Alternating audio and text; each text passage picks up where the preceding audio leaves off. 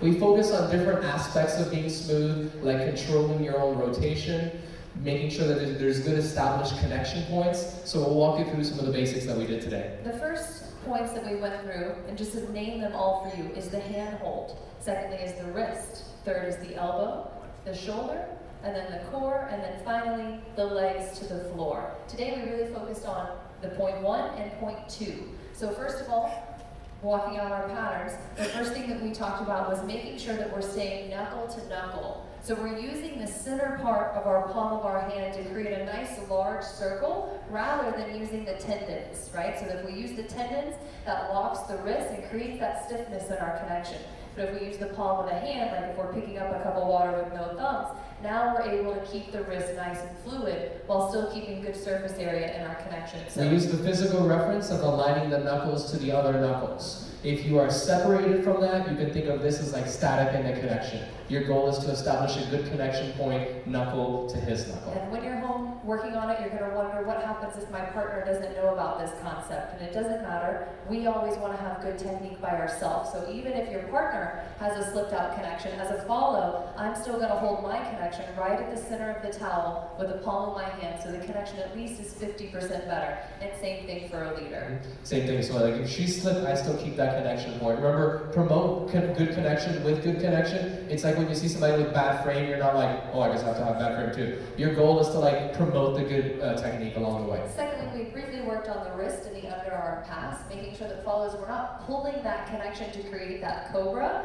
We want to let the wrist relax down underneath the connection as we come through. Leaders, we focus a little bit on how to flip the hand as well. From the front side, my imagery is that the bubble from the level is in between her knuckles. A lot of the times we're just not conscious of the hand, and so we tend to use a lot of extra communication that we're not necessarily asking for our follower to do. So I want you to be very clear with this is communication and this is expression. So when I do my underarm pass, look how I drink the beer, so the hand moves fluidly in that rotation. As you see, my follower's hand does not have to adjust during the actual rotation. From there, we continue through, and we're ready to go. Next, we gave you the ship drill with a P.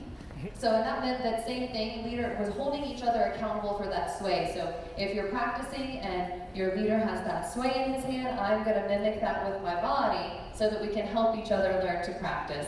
And remember that it happens to both of us. Follows, we can be just as noisy in our connection, so make sure you're practicing it for both sides. This is not something to do on the social floor. This is like you're working with your partner, holding them accountable, yes?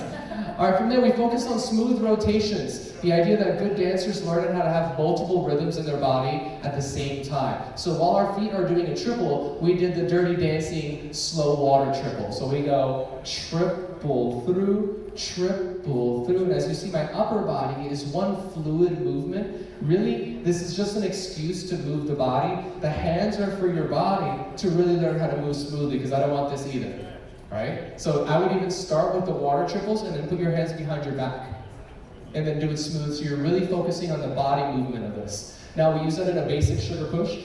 Remember that this is a concept, not a specific. So we chose to move slowly open, slowly close, slowly open.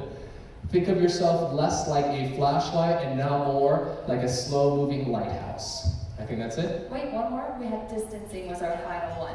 The idea that we have 3 parts to every story, and the whole point of 1, 2 is to go from 2 arms distance down to 1 arm's distance. So we go 1, 2, and the follow is still on the side of the slot that she came from, so that we have plenty of space for our flight, and everything feels super smooth and comfortable. That applies to every pattern we do. 1, 2, flight for 3 and 4, and re-resolve for 5 and 6. You're going to notice the benefit of this a lot from inside turns. If he moves that way, she gets cut off.